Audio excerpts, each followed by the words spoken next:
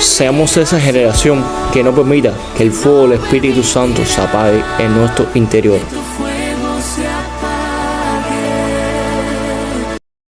Bendiciones abundantes y bienvenido a un nuevo video. En esta ocasión vamos a estar hablando sobre un tema muy importante para la vida del cristiano, ya que sin el fuego del Espíritu Santo nosotros no podemos realizar lo que Dios nos mandó a hacer aquí en la tierra. Es por eso que te invito a que te quedes hasta el final del video, para que oigas lo que Dios quiere hablar a tu vida hoy. Para ello vamos a ir a la Biblia en Levíticos capítulo 6, versículo 13. Y la palabra de Dios dice: el fuego arderá continuamente en el altar, no se apagará. Bueno, la primera vez que Dios se manifestó con fuego fue cuando Caín y Abel le ofrecieron ofrendas por el pecado. Sabemos que la ofrenda de Caín no fue aceptada, pero la de Abel sí. Y Dios derramó fuego del cielo y consumió a la ofrenda que Abel le había ofrecido. Ahora, años más tarde, en el monte de Sinaí, Dios se manifestó con fuego en la salsa ardiente. Moisés estaba apacentando las ovejas de su suegro Jetro cuando el Señor se le apareció en una salsa ardiente en fuego. Y la salsa tenía una particularidad, que no se consumía. Y esto llamó la atención de Moisés, y entonces Dios le habló para que fuera a liberar al pueblo de Israel a Egipto. Después de ese encuentro, Moisés va para Egipto, habla con el faraón Él y Aarón. El faraón se muestra rebelde, como Dios le había dicho a Moisés. El faraón no quiere dejar ir a Israel, y entonces Dios le envía 10 plagas. Las plagas se encuentran a partir del capítulo 7, versículo 14 del libro de Éxodo. Después de estas 10 plagas, que culminan con la muerte de los primogénitos, el faraón deja ir al pueblo de Israel. Suceden una serie de cosas, el cruce del Mar Rojo, y cuando Israel llega al monte de Sinaí, el monte de Dios, Dios se vuelve a manifestar con fuego. Humillaba al monte de Sinaí porque Jehová estaba ahí. O sea, que vemos cómo en el transcurso de la historia Dios siempre se ha manifestado con fuego. En el Nuevo Testamento el fuego es relacionado con el Espíritu Santo. ¿Por qué? Porque cuando estaban los 12 reunidos junto con los otros hermanos, que eran 120 en número, ahí en el aposento alto en Jerusalén, el Espíritu Santo vino sobre ellos como un viento recio, y fueron repartidas lenguas de fuego sobre cada uno de ellos. Ahora vemos, tanto en el Antiguo Testamento como en el Nuevo Testamento, a personas llenas del Espíritu Santo. Vimos a un Sansón lleno del Espíritu Santo, a un Jefté lleno del Espíritu Santo, a un David lleno del Espíritu Santo, a un Saúl lleno del Espíritu Santo, a un Samuel lleno del Espíritu Santo, a una Débora llena del Espíritu Santo.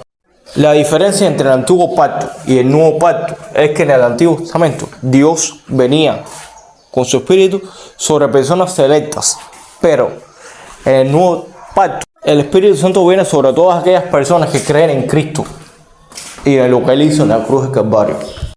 Y hasta aquí todo genial, pero hay que tener en cuenta que a veces nosotros, que somos cristianos, que tenemos el Espíritu Santo, podemos entristecer al Espíritu de Dios. ¿Y de qué manera lo pagamos? Lo pagamos con cualquier obra que vaya en contra de la voluntad de Dios.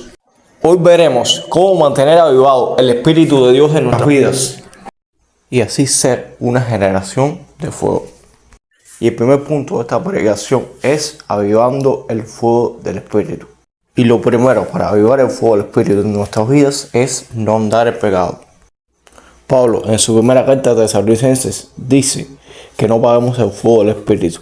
Y hay solamente una forma de apagar el fuego del Espíritu Santo en nuestros corazones, y es andar en los deseos de los ojos, en los deseos de la carne y en la vanagloria de la vida. Y eso se ve reflejado cuando nosotros estamos alimentando las pasiones juveniles, cuando queremos vestirnos con ropa de último modelo, cuando estamos tratando a los demás de una forma diferente, de una manera inapropiada, cuando nos afanamos por las cosas materiales en vez de prestarle más atención a las cosas espirituales. Por su parte, el Señor Jesucristo en Mateo 6:25 en adelante dice: por tanto os digo, no os afanéis por vuestra vida, que habéis de comer o que habéis de beber, ni por vuestro cuerpo, que habéis de vestir. No os es la vida más que el alimento, y el cuerpo más que el vestido.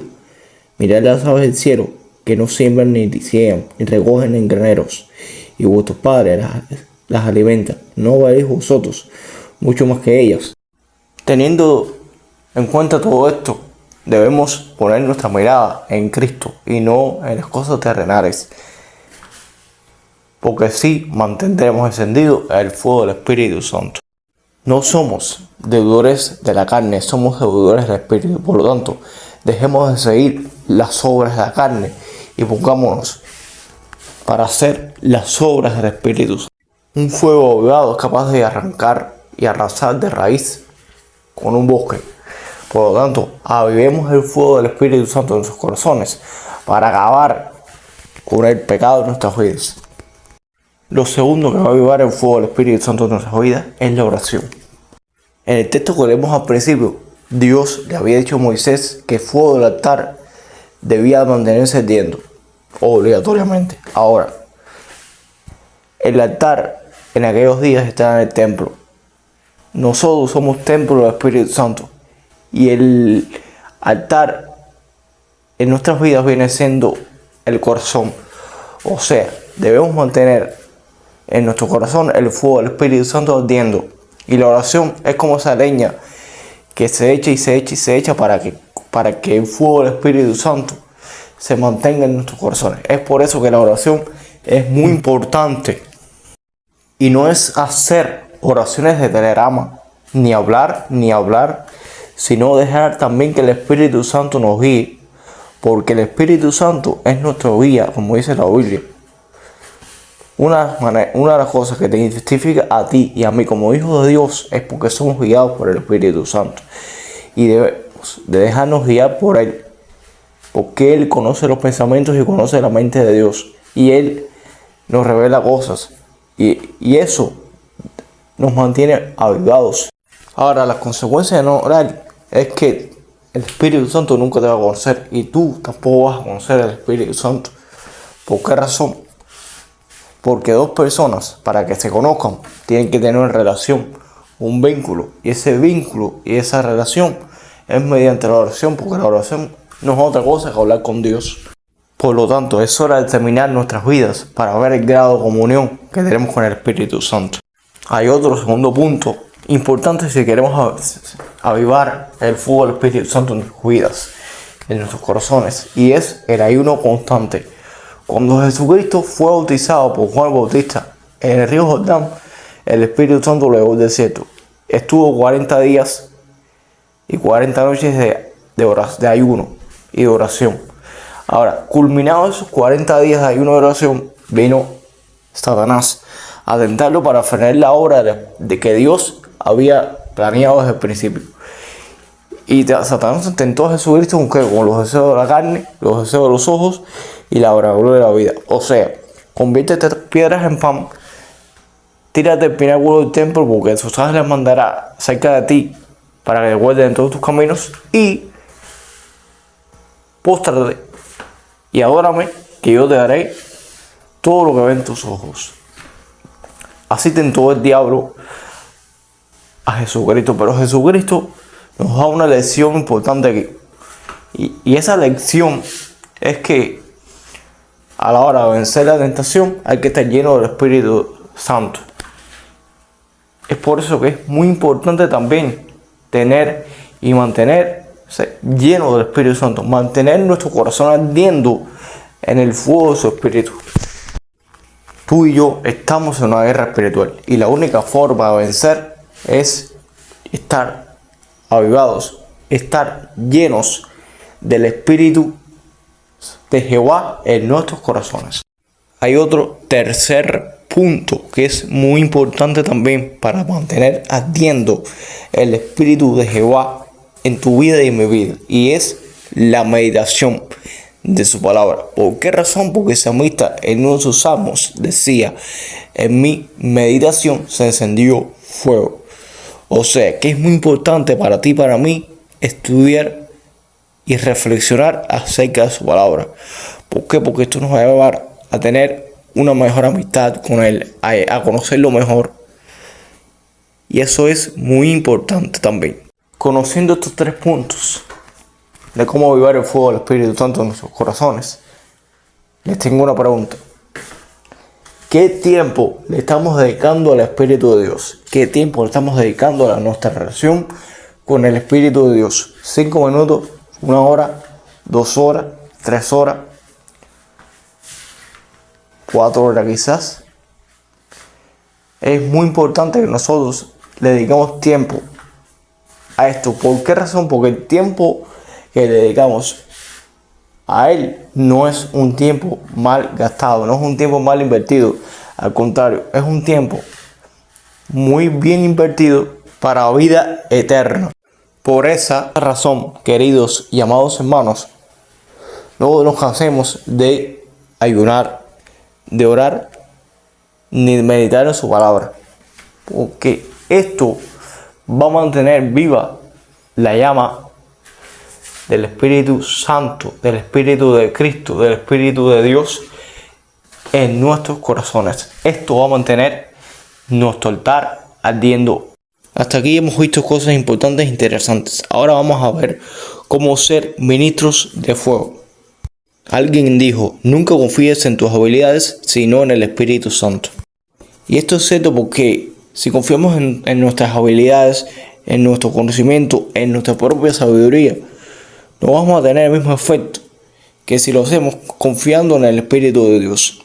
Si todos los hombres de Dios a lo largo de su ministerio han tenido éxito, es porque confían 100% en el Espíritu Santo y no en su propio conocimiento, no en su propia sabiduría, ni en su propia destreza para realizar las cosas.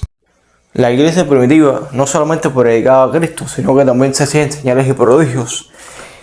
Y una persona, siervos de Dios, no puede hacer señales y prodigios sin que tenga el Espíritu de Dios en su corazón.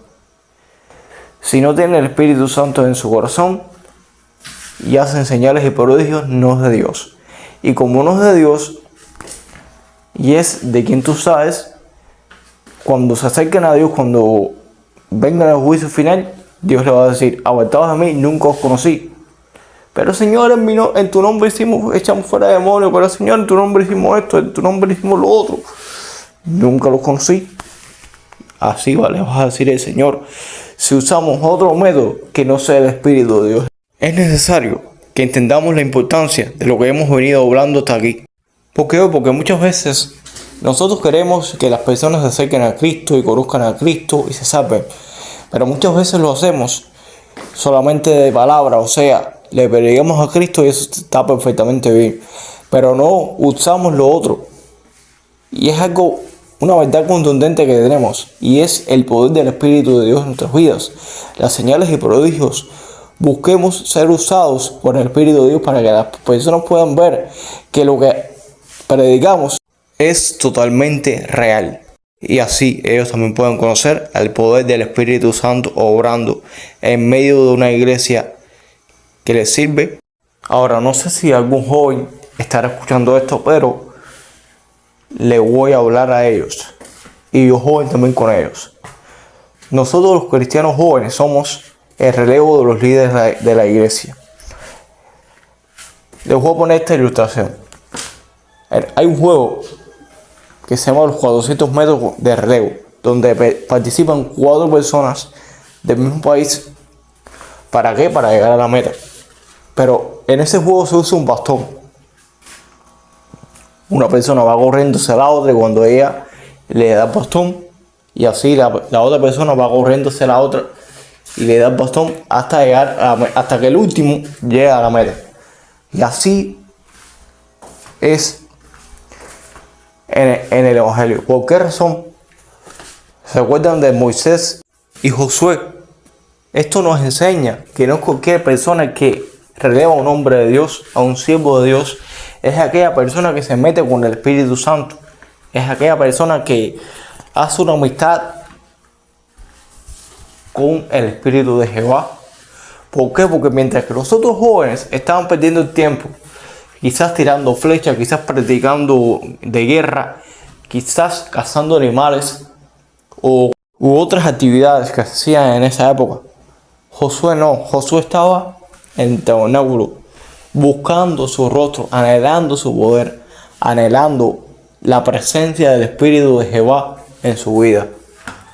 Y esto nos enseña a ti y a mí hoy, a que si queremos ser personas de cambio, si queremos ser personas que transformen vidas, si queremos ser siervos de Dios Altísimo, tenemos que buscar a Jehová y a su poder. Recapitulando, una generación de fuego es aquella que siempre busca los caminos del Espíritu. Es aquella que reconoce que no le debe nada a la carne, sino que le debe todo al Espíritu. Y por cuanto le debe todo al Espíritu, busca el rostro de Jehová y a su poder. Es esa generación que cuando Dios le llama, dice: heme aquí, envíame a mí. Hoy te animo, independientemente de la edad que tengas, que busques a Jehová y a su poder. Que seas esa persona de cambio, que seas esa generación de fuego. Dios te bendiga grandemente.